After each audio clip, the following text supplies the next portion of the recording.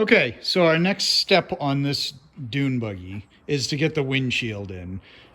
This is because this is a deserter GT, they use a Renault Dauphine windshield.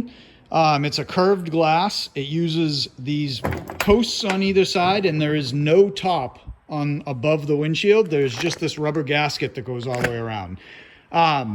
The problem with these is original Renault windshields are actually a hair smaller on either side than aftermarket ones. This is an aftermarket windshield, but it is an old aftermarket windshield.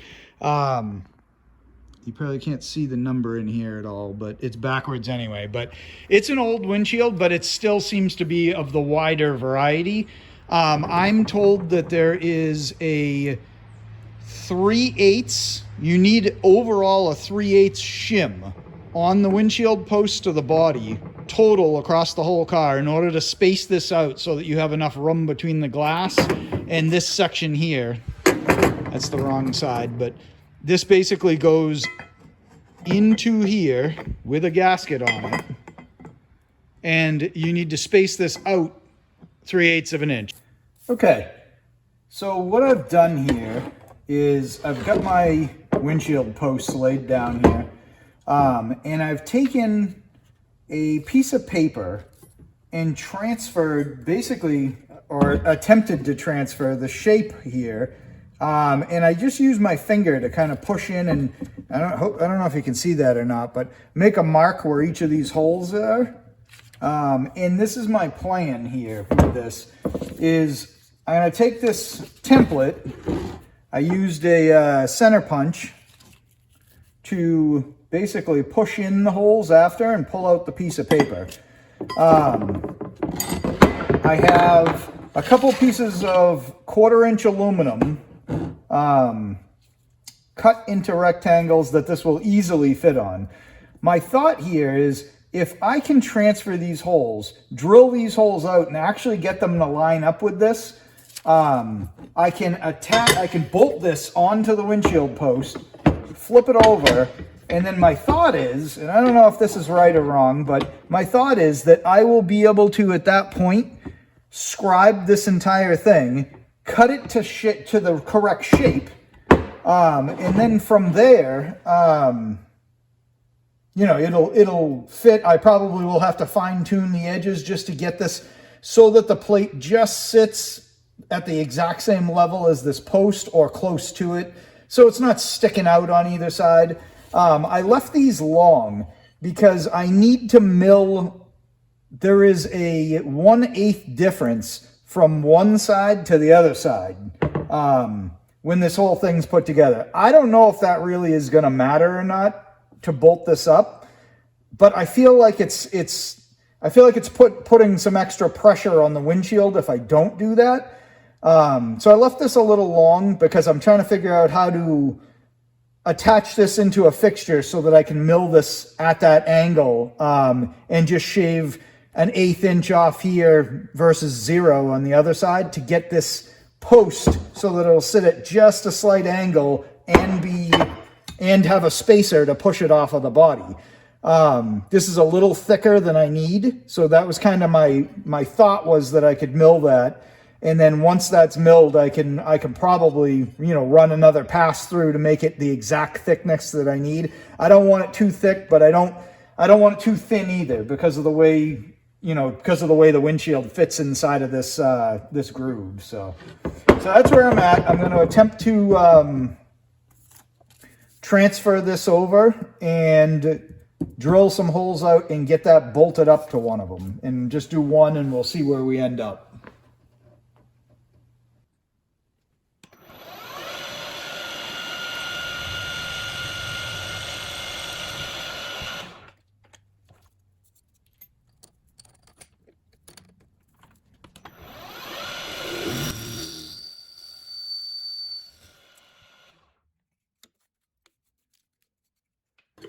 All right, so I've got my 3 holes drilled. I did end up having to run a file. You can see this one's a little bit oblong. The way I had drilled it, I must have been just slightly off, whether my template was off, my center punch, something was slightly off. This is just a spacer, so it's not like it's super critical.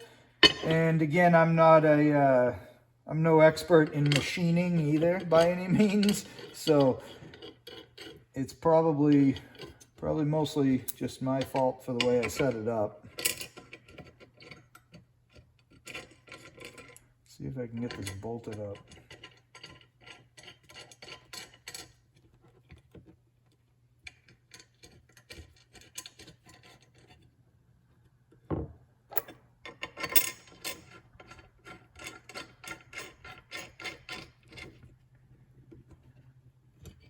Okay, that's just hand tight. So there's my spacer, and here is my line that I basically want to run a scribe around and just kind of mark that off. I'm not going to trim it yet, but I'd like to have a good idea as to where that is. And I haven't really decided. I've got to kind of look at the body. I haven't decided if the angle needs to be on the inside and I can stay flat on the outside, which is kind of what I'm thinking, or if the angle should be out here. I think that the angle being wrong is more in the body than it is in this aluminum post. I would say this aluminum post was made. I don't know if these were sand cast or how they were actually made. But aluminum was poured into some type of mold to make this. And then I would be willing to bet that at least this portion of this was machined. And this slot was probably machined too. It's hard I doubt it was cast into it. So I'm kind of thinking that this is pretty flat. It's really, honestly, it's pretty tough to tell. So I think it might be just kind of a crapshoot as to which side you put the angle on. I'll have to think about that a bit before I actually go cutting this. All right, so after this, I found that the 1/4 inch aluminum plate was really too thick for this. And it was difficult to actually get the correct measurement,